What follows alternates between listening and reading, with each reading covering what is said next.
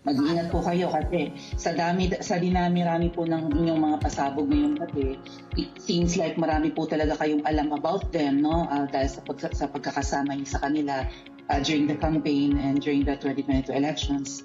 Baka po mamaya kasi totoo yung mga naririnig namin or yung, I don't know if it's true, na meron daw silang Operation Romanovs and baka bala kayong ubusin ang inyong pamilya dahil hadlang kayo sa kanilang mga balaki in the future. So mag-iingat po kayo. Kami po kasi kami ng EDSA Friday crew, kami yung bumababa every Friday dyan sa EDSA because we believe yan yung tamang venue sa dinami-rami na ng problema natin. Ang kaya lang naman po namin gawin ay manawagan na bumaba na yan. Ano po kaya ang remedy naman ninyong mga nasa posisyon or ng mga kayang labanan itong napakarami na pong ginagawang korupsyon at krimen laban sa taong bayan? Ano po ang pwede nyo maging remedy para matapos na ito, lalo't nagsisigaw na po ang taong bayan na mag-people power? Yes. Huwag kang mag-alala, ma'am, sa security ko. Kasi may kinausap na ako na tao. Sinabi ko sa kanya, kapag pinatay ako, patayin mo si BBM, si Lisa Araneta, at si Martin Romales. No joke. No joke. Nagdilin na ako, ma'am. Pag namatay ako, sabi ko, huwag ka tumigil hanggang hindi mo mapatay sila. And then he said yes.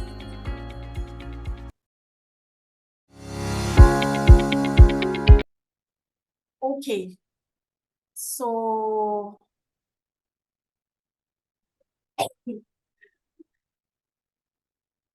she seemed consolable. Can I just, moderate? JC, ako na lang mag-moderate. You can hear me, no? Yes, ma'am. Yes, Okay. Yes, Jason, you're raising your hand. yes, ma'am. May question po. Sa nangyayari Yes. po ngayon dito po sa Office of the Vice President at ngayon tinap na po nila yung mga kapulisan. Can we still trust this government, ma'am? Sinabing kayo na ako nagpe-preside eh. Okay. Yes, sinabi ko na yan noong press con ko, di ba? Don't recognize anybody above me. Lagi nilang sinasabi disrespectful kami. Di ba? Sila yung disrespectful sa opisina ng Vice President. Kung ano yung ginagawa nila sa amin, yun lang din yung ginagawa namin sa kanila. Diba? Nagagawa ko yun. Kasi Vice President ako. Pero isipin nyo, yung ordinaryong mamamayan. Magagawa ba nila yon? Hindi. Tumatahimik na lang, tumitiklop na lang. Look at Secretary Harry Roque. Yeah. Ayaw umalis noon sa bansa. Kasi yung mga anak niya maiiwanan. Pero look at him. Umalis na lang. But no. Hindi. Bastos sila. Bastos din kami. Okay. Yes, Red. You're raising your hand. Ay, Ma'am, good morning po ma'am. Sorry to ask this question kasi of course after this po ma'am magkakaroon naman po ng statement yung mga congressman natin, Yang Gun, sasabihin nila it's all drama and all. Ay siguro ma'am agahan niyo na po siguro i-rejoinder sa kanila kasi I know na after this, ma'am, magkakaroon na naman po sila ng statement, parang babaligtad nila yung sitwasyon at babaligtad nila yung opisina ninyo, ma'am. Siguro that's for me, for my end dito, for my Asan last yung question. na po nagtataas for ng today. kamay na icon? Okay. Kumakit. Ay, sorry. Hold on na. Okay. Yes. Kasi ganito yan. Alam natin lahat, di ba? Sobra kahayahay ang House of Representatives. Wala yan silang trabaho ng Friday. In fact, inaantay namin ang request, ang MR ni Attorney Lopez Sandali, may kumakatok.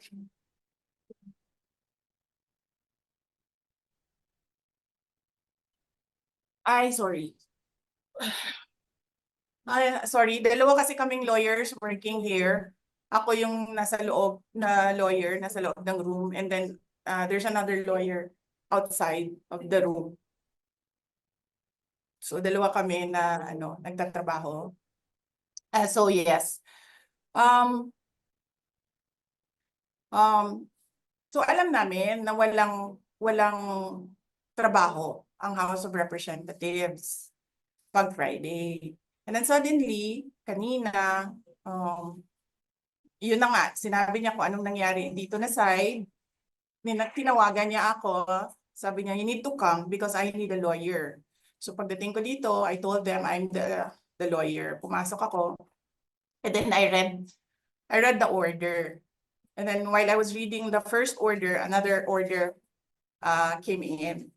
And then, nakita ko doon sa order nila na parang by unanimous vote, parang ganyan. And then sa akin naman, parang paano kayo nag-meeting? Wala nga kayong trabaho pag Friday. Sobra kahayahay ninyo ng mga tao. Kaming lahat sa Office of the Vice President, Monday to Friday ang mga trabaho namin. Sa ibang opisina, Monday to Friday. I'm not saying na bawal yan. But, alam mo yun, that is something that civil service should think about. May mga opisina ng gobyerno, 4 na araw lang pumapasok. Yung iba, 5 araw pumapasok. Nandyan sa daan, sa init, sa ulan, nandun sa bundok, naglalakad, tumatawid ng mga sapa, Monday to Friday, mga government employees. And then we have a House of Representatives, Monday to Thursday lang ang trabaho.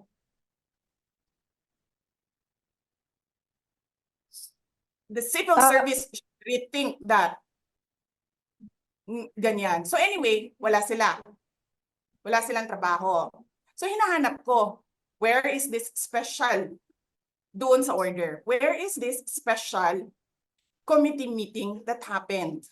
Because they need the permission of the majority leader and the speaker. Kasi nga walang trabaho eh. So kailangan nila ng permission. Walang nakalagay doon. So how is that a legal order? Tapos nakalagay pa sa second order nila, I violated security regulations when I visited. Before ako pumupunta dito, pinapaklear ko yung oras ko. 11 to 1, 4 to 5. Anong security violations ang violate ko dito sa loob? They allow other visitors to come in here. Pero ako, sinabihan ako kanina, hindi ka pwede bumisita dyan sa loob. Doon kayo sa visitor center. Ililipat namin. And then I said no.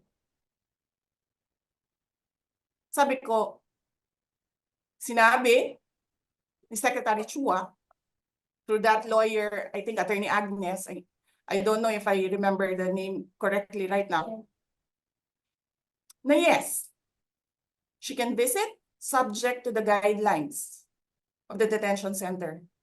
And so anong ginawa ko mali?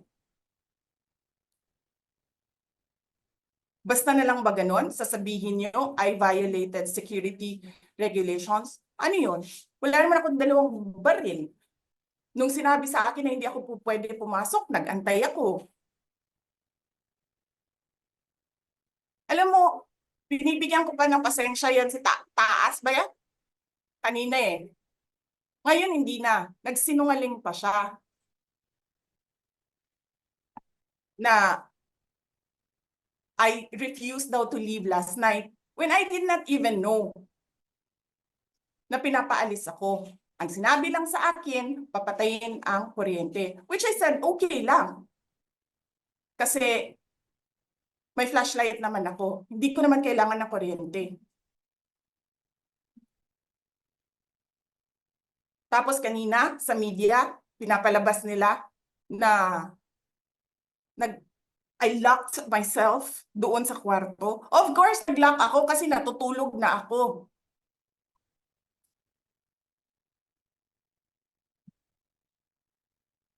Tapos, what?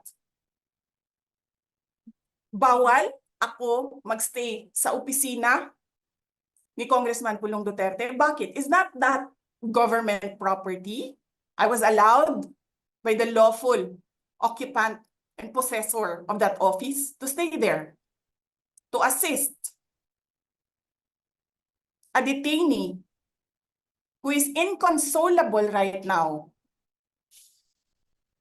na hindi mo na alam kung yung sakit niya sa likod is a heart attack o ano, kasi hindi nila pinapapasok yung doktor. 'Di ba? So yes, hinahanap ko kanina, sabi ko, where is this permission from the speaker na meron kayong committee hearing kanina in the dead of the night to give an order na i-commit doon sa correctional facility. And where is the rule that says kapag may violation sa detention facility ay ililipat sa correctional facility? Ano yun? You make rules as you go along? Ano yun? Di ba dapat sa demokrasya, there's a rule of law? And then they make rules as they go along? Kung ano lang, whatever pleases the speaker, get her out of the House of Representatives kasi hindi siya dapat nandiyan. Bakit? Pag may-ari niyo ba itong compound na ito?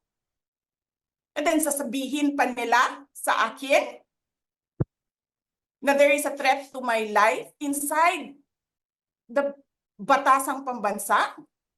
Why is there a threat to my life? This is the most secured facility because nandito lahat ng mga spoiled brat sa ating bansa. Tapos, sasabihin pa nila, well, pabigat ka sa amin kasi kailangan namin dagdagan ang security mo. Bakit? Trabaho ba nila magbantay sa akin? Eh, di ba trabaho ng BPSPG yon? Na may I just say? Binabawasan nila ng binabawasan araw-araw? Na as if this office is not the second highest office in this country, and only because umalis ako sa administration? Kailan ba nagsimula yung atake nila? Alalahanin nyo. Di ba? After ako nag-resign sa DepEd? Kailan ba nagsimula yung pambabastos nila? Last year. After that meeting with the Makabayan Bloc and Martin Romualdez. They started destroying my name, pummeling me in the media with a multi-million PR campaign. Binastos pa nila ako ng mga pagsisinungaling nila na kesyo taksil, kesyo korap, abusado. Nyo.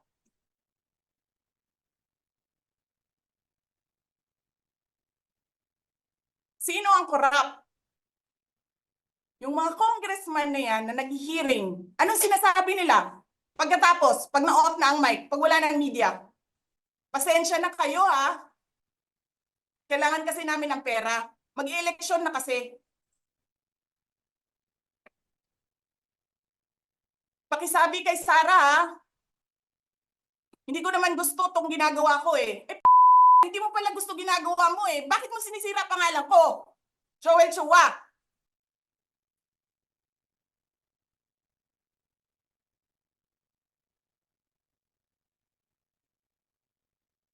Ganyan. Ganyan ang bansa. This country is going to hell because we are led by a person who doesn't know how to be a president, and who is a liar. Alam nyo anong pruweba ko na sinungaling siya? Tinanong ko, 2 businessman. Matagal na sa negosyo ng bigas. Because I was concerned. This is a campaign promise. 20 pesos na kilo ng bigas. And so, I really sat down and talked to a businessman. Sabi ko, sabihin mo sa akin, kung magagawa ba yung 20 pesos? Sabi niya, hindi. Napaka-imposibleng gawin yan. Because more than 20 pesos ang cost. Paano ka magbenta ng palugi? So tinanong ko, nagsinungaling ba siya nung sinabi niya? And then he said outright, yes. It's either he did not know what he was talking about, that's so incompetent, or he was lying through his teeth to get the votes of people.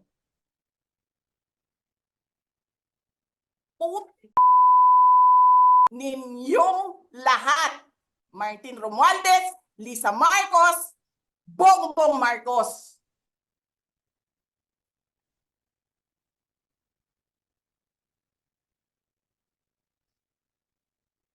Ginigit-git nyo yung mga tao ko dyan sa envelope na yan. Lisa Marcos, naalala mo, nagpadala ka sa akin ng video? Sinabihan mo ako saan kukunin ang pera. Pinakita mo ang muka ng tao doon sa video message mo. Hi, Nikki. This is she's been working with us for the longest time. We trust her. You sent me written instructions about money. Millions a month. Anong nakalagay doon sa envelope? DepEd. Anong ginawa ko? Binigay ko sa DepEd.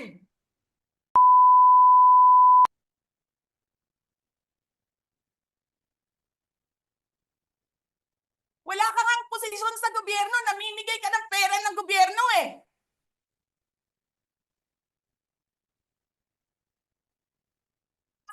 Sisirahin mo yung tangal ng mga kasama ko sa office of the Vice President.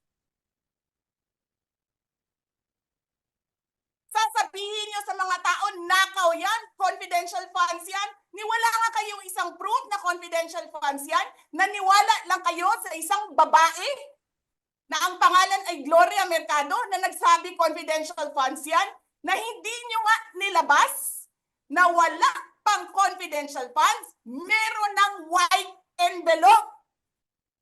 Kasi 2022 pa lang,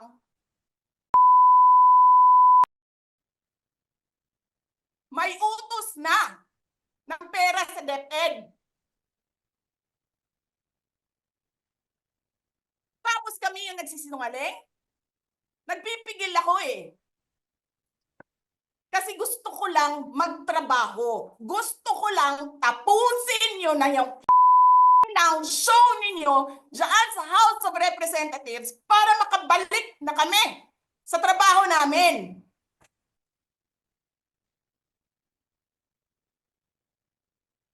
Tapos ganyan ang gagawin ninyo sa amin dahil hindi kami sumusunod sa inyo? Dahil ayaw na namin tumulong sa inyo?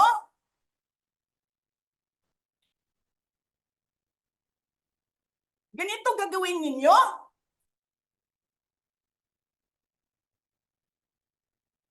Presidente ka, may speaker ka na involved sa bribery ng Supreme Court justices. May video, may kaso, may witnesses. Hindi mo tinanggal yung speaker mo. Pinabayaan mo siya abusuhin ang pera ng bayan.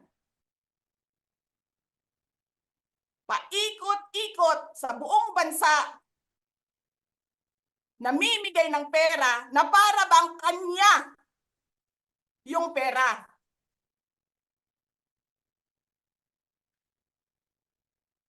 Eh di ba nga, lagi niyo sinasabi separation of powers? Anong trabaho ng legislative branch? Gumawa ng batas. Anong ginagawa ni Martin Romualdez? Nagdidirect ng DSWD, namimigay ng ayuda,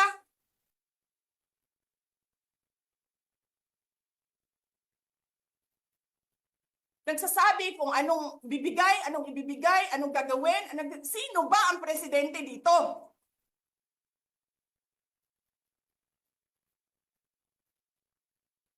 Alam nyo, alam namin, mali ang ginagawa ninyo. Sinabihan ko lang mga kasama ko sa Office of the Vice President, pasensya na, sumunod na lang tayo para matapos na sila.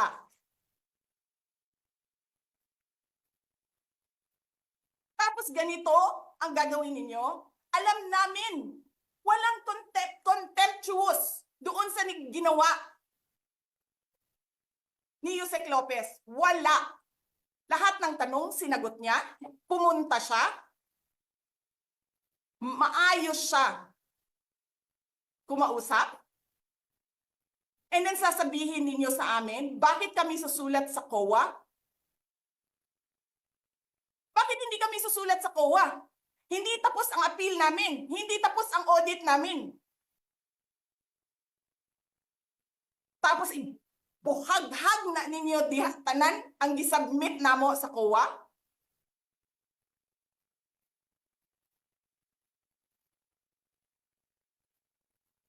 Tama ba yun? I have a video of Chairman Gamaliel Cordoba.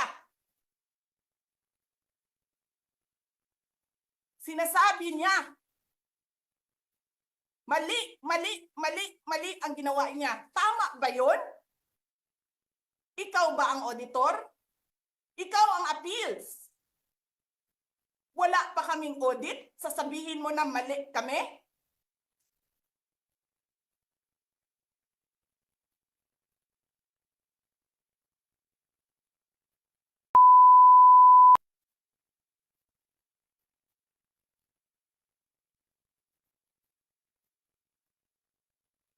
Hindi pa kayo nakakita ng kalaban na tulad ko. Nagpigil ako na nagpigil. Kasi masama sa bayan.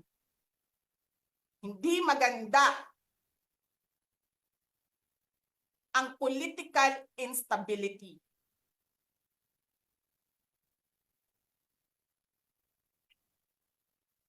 Pinabayaan ko kayo sirain ng pangalan ko. Kasi I have nothing to lose.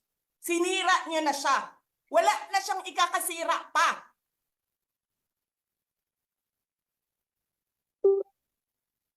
Tapos ganito ang gagawin niyo.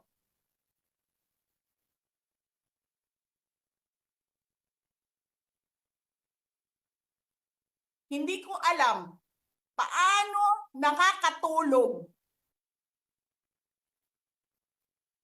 ang Chief of Staff ng Armed Forces of the Philippines. Gabi-gabi, mahimbing ang tulog mo. Ganito ang bayan natin. Bilyon ang nawawala. Tanungin nyo si Congressman Ungab, Chairman ng Ways and Means, Chairman ng Appropriations Committee. Tanungin nyo siya, paano nawawala ang pera?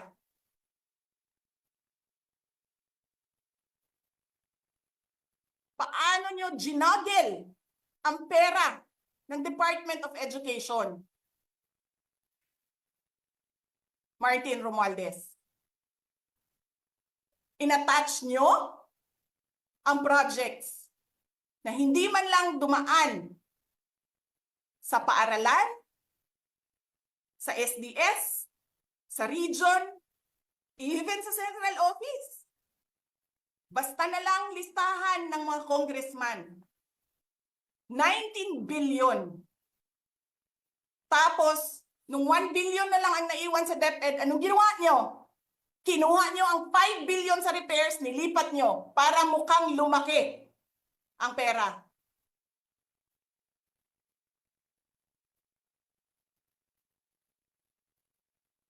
Martin,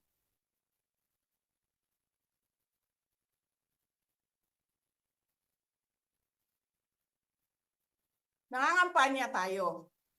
Nakasakay tayo sa eroplano. Magkatabi tayo. Nagrereklamo ka, walang pera. Kasi, ano sabi mo?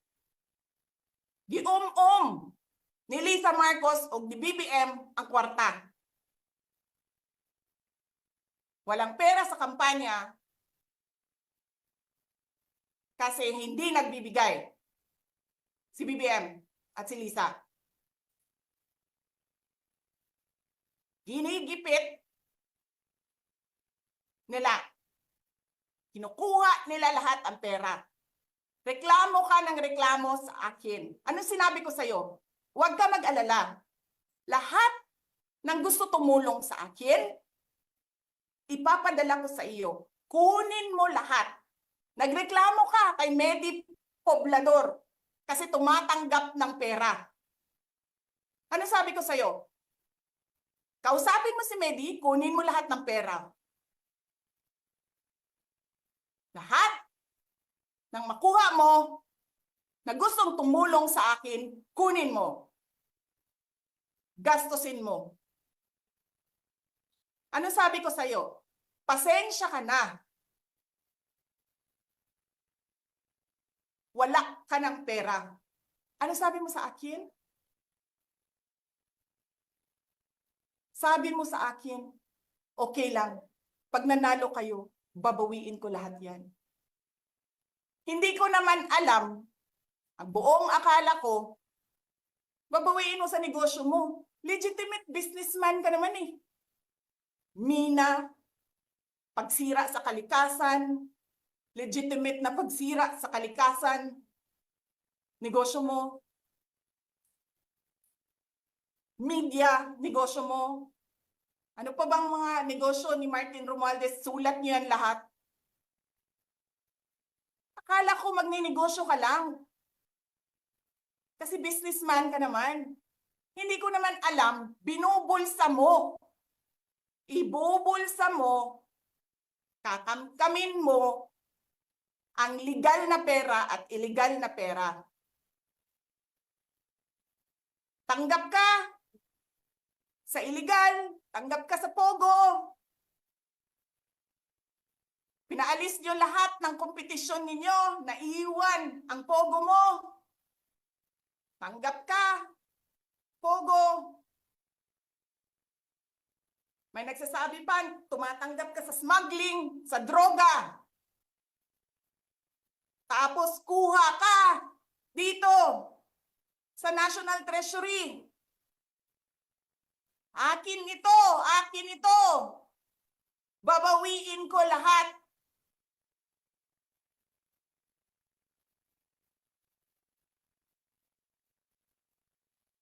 Masakit sa akin, Martin, hindi yung pagsira ng pangalan ko eh. Ang masakit sa akin, maalis mo man ako sa presidential race, hindi pa rin ikaw ang presidente. Walang buboto sa'yo. Please lang. Wala.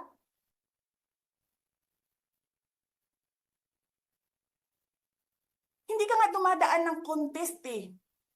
Kasi wala kang kalaban sa Tacloban. Kasi binibili mo, pinapakidnap mo, hinaharas mo ang mga kalaban mo. Hindi ka dumaan ng contest. Ang alam mo lang, kasi mayaman ka, bibilhin ko lahat ng tao ng pera. Kaya pobre man mong tanan, kwarta na may inyo. There is nothing in you except money. Yan lang. Martin, harapin mo yung katotohanan. Walang boboto sa'yo. Senador man, Vice President man, President man, walang boboto sa'yo. Hindi ko nga alam kung mananalo ka pa ngayon sa Tacloban eh. Palamang hindi na. Sinong gusto sa lahat sa buong Pilipinas ang ibalik ka sa Kongreso? E di lahat ng tao pupunta yan doon sa Tacloban, mangangampanya yan sa kalaban mo. Kasi magnanakaw ka. Hindi ka dumadaan sa audit.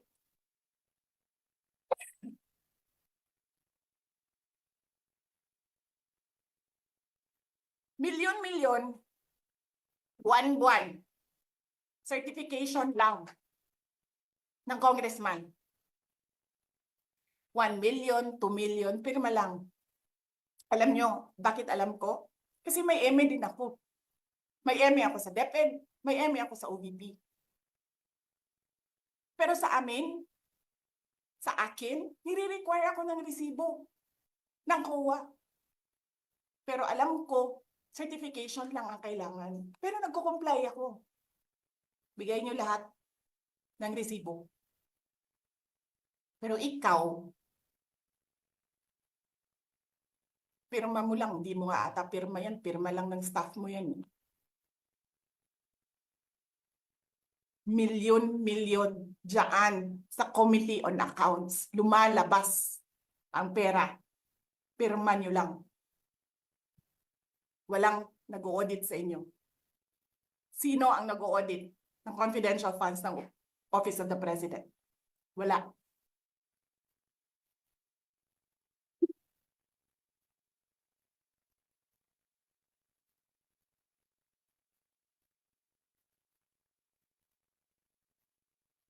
Yan ang Pilipinas. Yan ang bagong Pilipinas.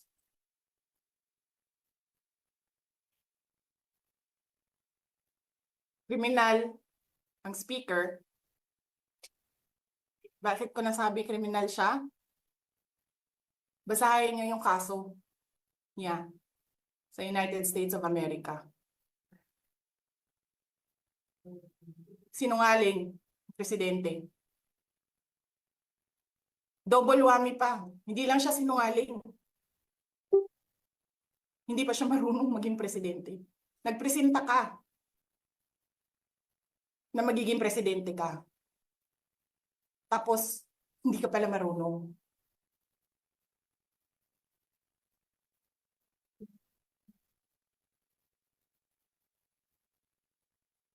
Sarap-sarap ng kain ninyo, buffet, dyan, dito, sa House of Representatives.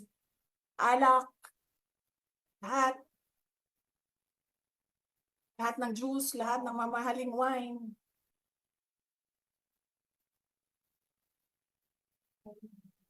Pero yung taong bayan na pinamisan ninyo ng 20 pesos na rice, yung taong bayan na hindi ninyo pinupuntahan sa mga komunidad nila, anong sabi nila? Asin lang okay na mi, anad naman mi ana. Ganyan ang bayan natin. Okay na lang kami sa asin.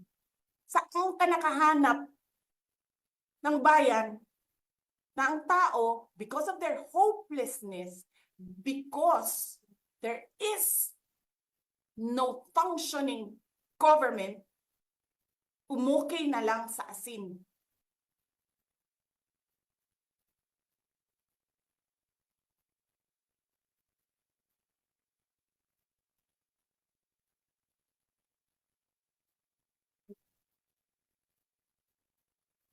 Buti na nga lang, abogado si Attorney Lopez eh. Kasi alam niya kung ano sasabihin niya doon sa mga pumasok sa kwarto niya. Na take note, nagnakaw pa ng cellphone. Saan ka nakahanap? Papasok ka, nanakawin mo yung cellphone, dadalhin mo pa yung tao.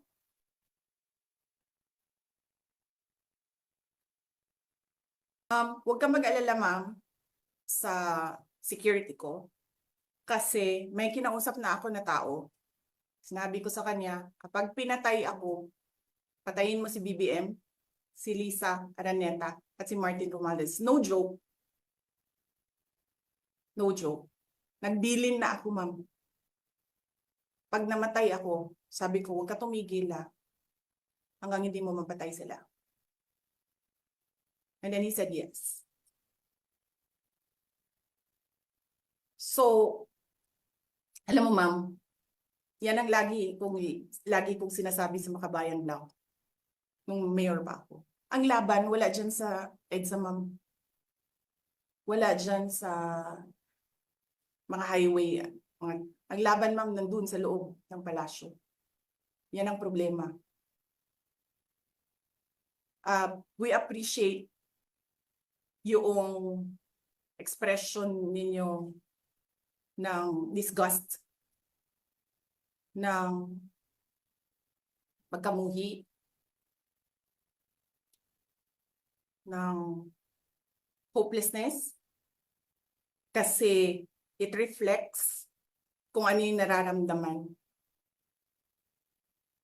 ng marami, milyon. Alam ko yan, ma'am, kasi kahit saan ako pumunta, ako ang sinasabihan, binoto namin yan dahil sinabi mo, iboto namin.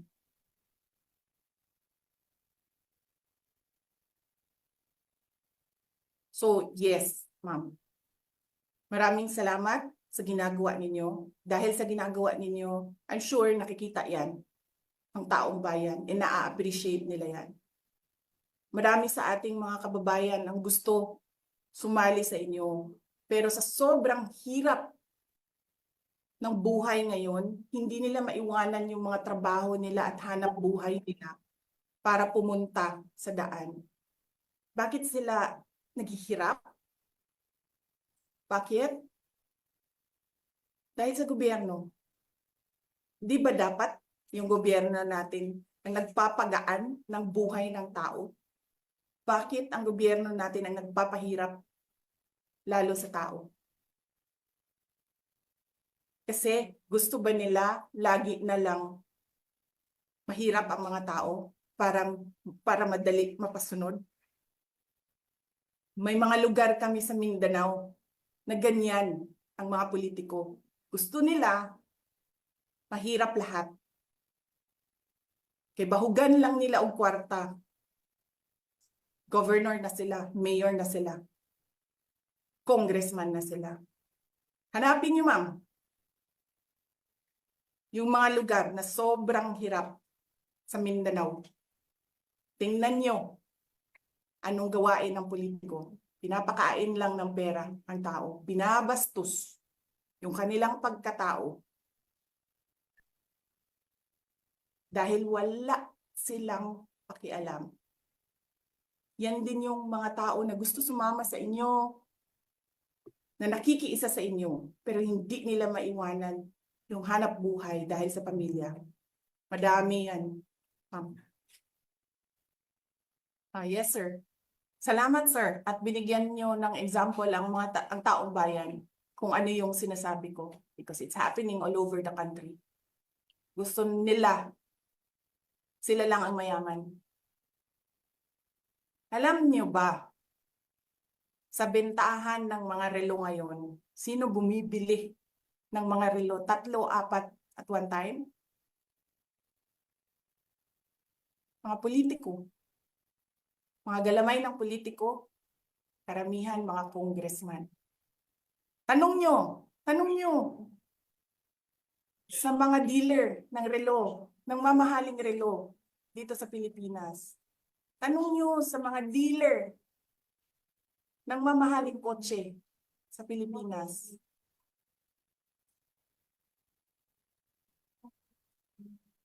Ang mga congressman. Yes, Ralph, you're raising your hand. Hello po, VP. Good evening po. I would like to take this opportunity po to ask po kasi recently po may parang statement si former President Rodrigo Duterte advising you po na kung pwede po is mag-retire ka na po sa politics. Wag ka na po daw umambisyon ng higher position sa maybe 6 years from now, yung presidential elections. Can I get your reaction po regarding this matter? Yes, oo, darating tayo dyan. Darating tayo dyan. Sigurado ako na hindi ako sasali sa politika. Okay po. Thank you po.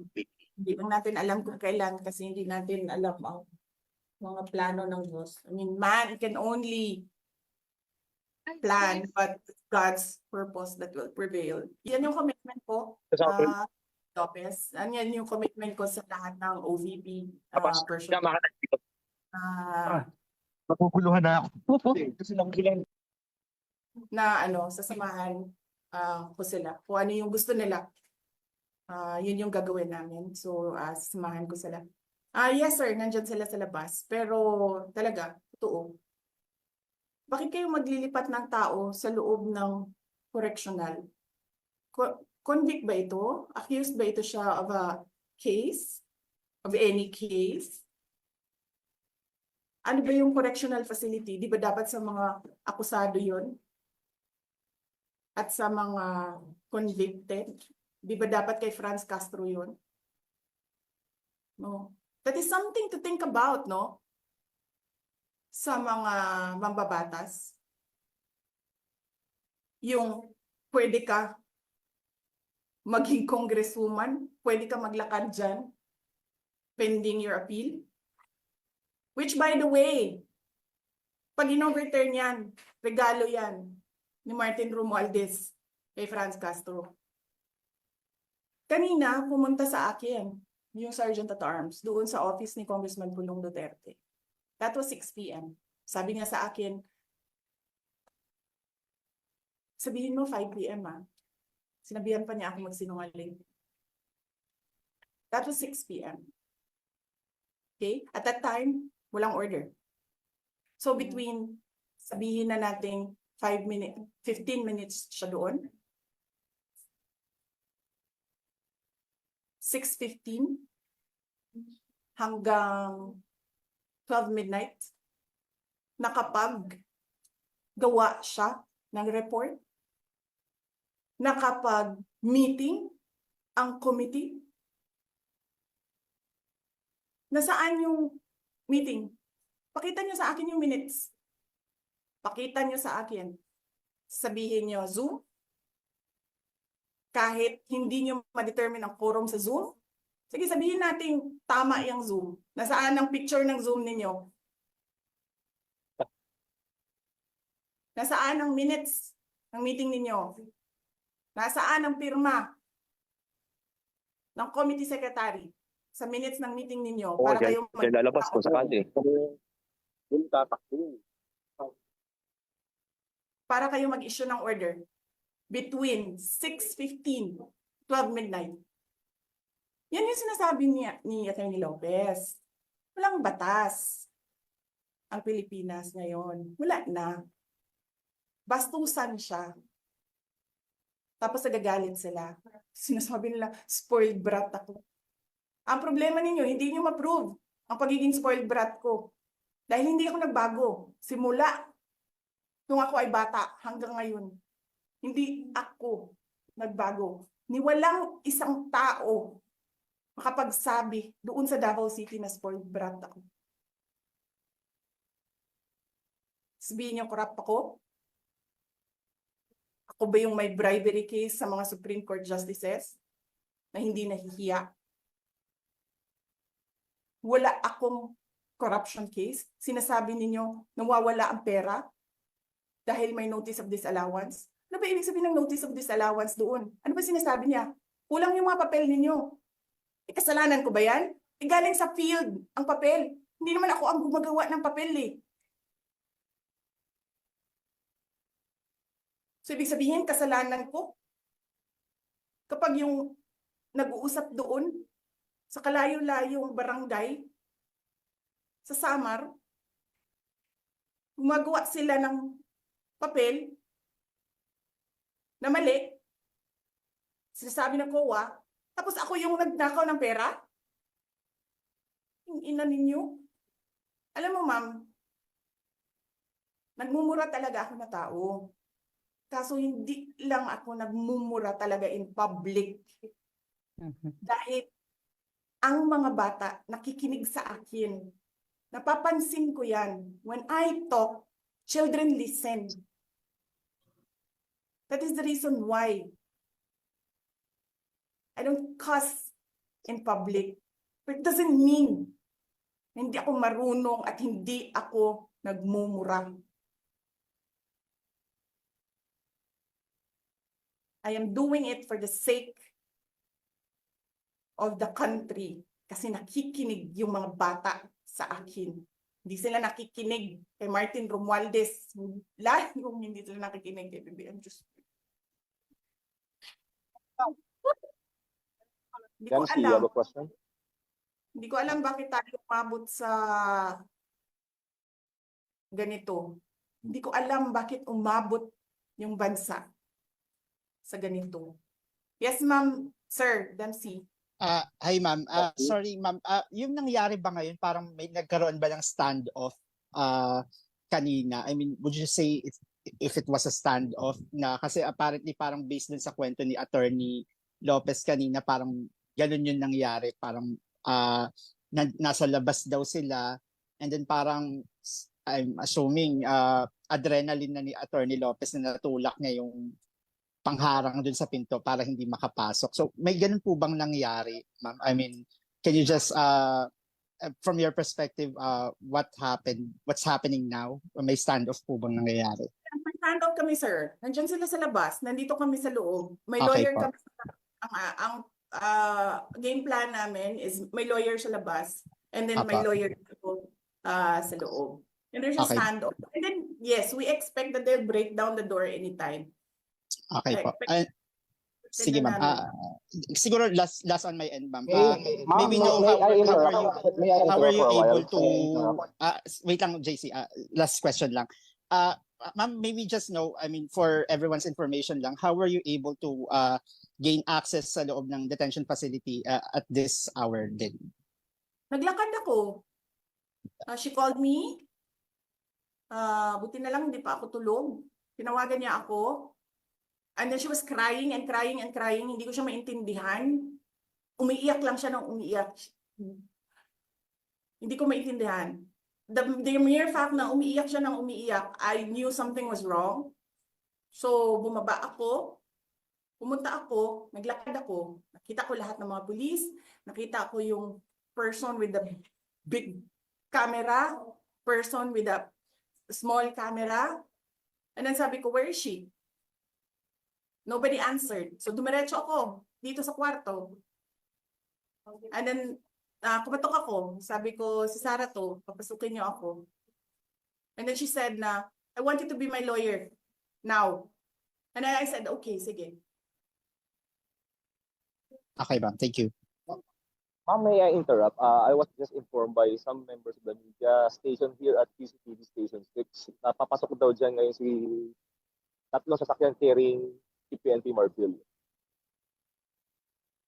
Sa loob ng detention facility. Ito na nga, tanaw na sa labas. Yes. Alam nyo, the police can only implement legal orders. Sabihin niyo sa amin, mga congressman, sabihin niyo sa amin, paano naging legal order yan? Hindi nyo nga sinulat that you have the permission to conduct a meeting. Wala nga kayong opisina ngayon. Paano kayo nakagawa ng order from 6:15 to 12 midnight? Sino nagre-respeto kay Marbil ngayon? Yung mismong mga pulis niya, hindi siya nire-respeto. Dahil sinungaling siyang tao. Yes, Ma'am Lorraine, you're raising your hand. Ma'am, Vice President, good evening. Sorry, The- Mama. Sorry. Yeah. Sorry. Yes, Yung ma'am. doktor, yung ambulance, ayaw nila papasukin. Si Marbil, who has nothing to do